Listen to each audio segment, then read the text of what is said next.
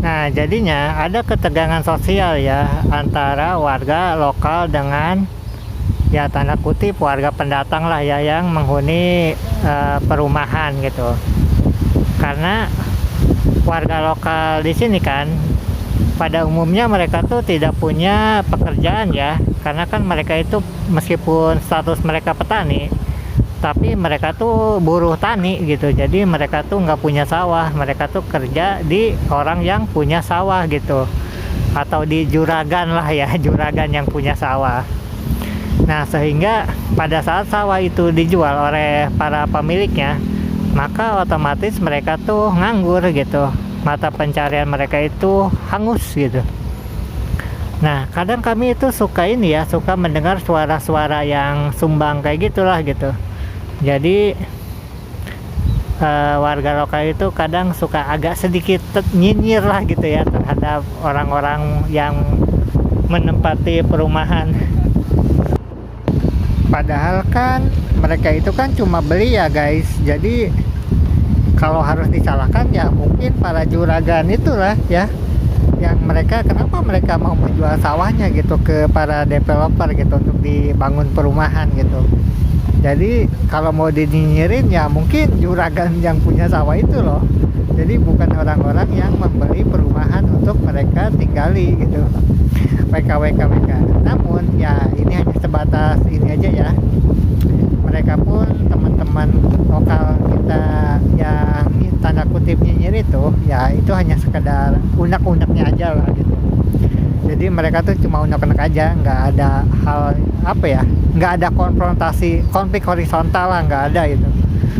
Tapi sejauh ini nggak ada konflik horizontal ya, karena mau gimana pun ya itu hak mereka untuk nyinyir, kemudian hak teman-teman juga untuk beli perumahan, dan hak para juragan juga untuk menjual lahan-lahan mereka ke para developer ya. Nggak bisa berbuat apa-apa juga sih sebetulnya kan teman-teman buruh petani ini, mau tidak mau, suka tidak suka ya itulah faktanya kayak gitu. Jadi memang ini hal yang sangat ya sedikit banyak inilah. Tapi memang kalau kita ngobrol dengan para buruh tani itu ya memang kayak gitu guys.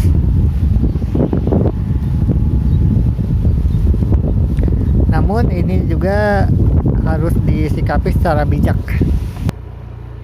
Ya seperti itulah ya pembahasan kita kali ini tentang sedikit friksi antara penduduk lokal sini dengan teman-teman yang penghuni perumahan ya. Bagaimanapun juga kita tuh NKRI itu harga mati ya. Kita tuh dari Sabang sampai Merauke, kita tuh berbangsa satu, berbahasa satu, dan bertanah air satu, Indonesia. Namun isu-isu kayak gini tuh ya ini tuh apa ya, receh lah ya. Tapi memang hal ini harus segera ditangani ya, dalam arti tuh pemerintah daerah itu menyediakan lapangan pekerjaan lah ya yang layak untuk teman-teman yang lokal sini gitu. Misalkan kita kan di Karawang ya, jadi di Karawang itu kan banyak PT ya, banyak pabrik gitu. Nah kami nggak tahu tuh bagaimana sih komposisinya gitu antara penduduk asli Karawang atau yang ber-KTP Karawang dengan yang teman-teman ber-KTP yang non Karawang gitu. Mungkin presentasenya harusnya tuh gini, 60% PT itu untuk penduduk lokal gitu ya, untuk Karawang gitu. Nah sisanya 40% itu untuk para teman-teman yang tidak punya KTP Karawang gitu. Nah mungkin itulah ya, karena bagaimanapun juga meskipun di Karawang ini banyak PT, faktanya penganggurannya juga kok masih banyak gitu. Jadi ya itu dia, entahlah gitu bagaimana sih ini solusinya untuk teman-teman yang masih nganggur di Karawang ini ya. Sepertinya memang Pemda itu membebaskan saja ya PT itu merekrut siapapun gitu. mau itu penduduk asli Karawang ataupun yang tidak punya KTP Karawang gitu.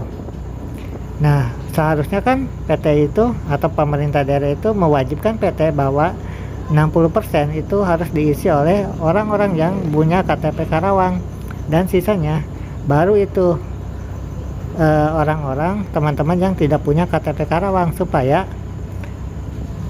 teman-teman pengangguran di Karawang itu bisa berkurang secara signifikan. Nah, itu dia ya pembahasan kita tentang Karawang. Ya, Karawang ini meskipun PT-nya juga banyak kawasan, tapi ya itu dia penganggurannya juga masih tinggi ya, angka penganggurannya. Jadi ya mau bagaimana dong, harusnya kan pemerintah daerah itu membuat aturan ya kepada PT-PT yang ada di Karawang, yaitu 60% diisi oleh orang-orang yang punya KTP Karawang, dan sisanya itu diisi oleh orang-orang yang tidak punya KTP Karawang. Oke deh, itu dia ya vlog kita kali ini. Thank you so much and ciao ciao.